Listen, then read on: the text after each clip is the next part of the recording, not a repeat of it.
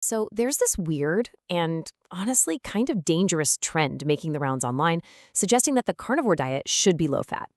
In this explainer, we're going to dig into that idea and see what the evidence actually says. And this really is the question at the heart of it all, right? Is slashing fat and doubling down on super lean protein the key to unlocking our ancestral blueprints? Or is it a massive, potentially harmful misunderstanding of how we're supposed to eat? And here it is. This is the whole argument in a nutshell. The logic goes, hey, wild animals are lean, so our caveman ancestors must have been on a low-fat diet. It sounds simple, it sounds logical, but as we're about to find out, it's not just a little bit wrong, it's completely backward. All right, so first up, let's just tackle this idea head on. We're going to put the popular myth side by side with what archaeology and history actually tell us. This is the premise versus the reality. So you've got this image on the left, the lean deer, which is what everyone pictures, right? That's the myth. But the reality, well, that's on the right. For the vast majority of human history, we weren't just chasing deer. We were apex predators, hunting colossal, incredibly fatty animals like mammoths. I mean, just look at this menu. This gives you a real sense of what was actually on the table for early humans. We're talking about mammoths, whales, giant bears, even giant sloths. These weren't lean animals. They were walking mountains of calories. And the most prized part of them was their fat. That's what we were really after. And here's the other thing. Even the whole lean, wild animal idea is a myth. Sure, the muscle of a deer might not have much marbling, but our ancestors were smart. They weren't just eating the steaks. They were going for the real prize, the massive stores of fat in the abdomen, around the organs, under the skin. To ignore that fat is like throwing away the gas tank and just keeping the car's frame. It makes no sense.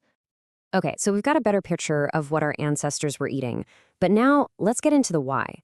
Let's look at our own bodies, because our biology tells an even more powerful story about our absolute need for fat. You see, animal fat is so much more than just energy. It's the only way to get certain absolutely essential nutrients. We're talking about vitamin D3, critical for your immune system, vitamin K2 for strong bones, the real form of vitamin A, retinol for your eyes and skin, and brain-building fats like DHA. When you cut out animal fat, you're cutting out the very things your body needs to function.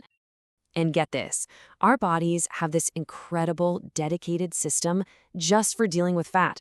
It's like a finely tuned 5-part machine. Your stomach starts the process, your liver makes bile, the gallbladder holds onto it, the pancreas sends out special enzymes, all so your small intestine can absorb that precious fuel. It's an amazingly sophisticated setup. So you have to ask yourself, right? If fat was so bad for us, why on earth would our bodies go to all the trouble of evolving this incredibly complex system just to absorb it? It makes absolutely no evolutionary sense. The answer is staring us in the face. Fat isn't just food, it's a biological requirement. Okay, so if we're literally built for a high-fat diet, what happens when we ignore that? What's the real cost of getting this wrong and focusing only on lean protein? Well, the consequences are not good. Yeah, there's actually a name for this. It's called rabbit starvation, or protein poisoning. Explorers and pioneers discovered this the hard way. If you try to live on nothing but lean meat like rabbit, you'll feel ravenously hungry, get sick, and eventually your body just can't handle it. It's a very real and very dangerous state of malnutrition. And you know what? We see this today with bodybuilders. They put themselves through these insane, ultra-lean diets for competition prep. And they'll be the first to tell you it's absolute misery. They feel terrible, their hormones tank, and they know they can only do it for a few weeks before they have to stop. They're basically putting themselves into a controlled form of rabbit starvation. All right, so we've seen the dangers. Let's flip the script.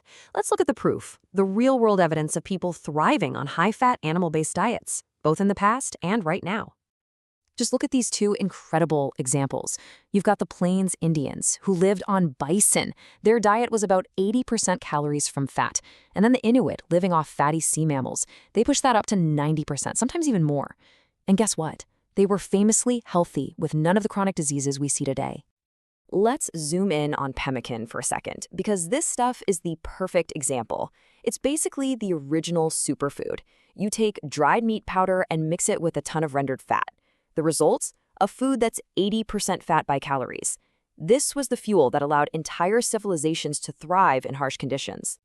And this brings us to a really clear, super practical takeaway. The magic ratio that we see over and over again. It seems to be about 2 to 1. That means for every 1 gram of protein you eat, you should be aiming for 2 grams of fat. That seems to be the sweet spot for human health. And if you think this is all just ancient history, you have got to hear about Maggie White. This woman is an absolute legend. She's been eating a high-fat carnivore diet for over 70 years. Now in her 80s, she is still strong, healthy, takes no medications, and is out there working her ranch. She's living proof of the long-term power of this way of eating. And look, this isn't just one person's story. This science is backing this up.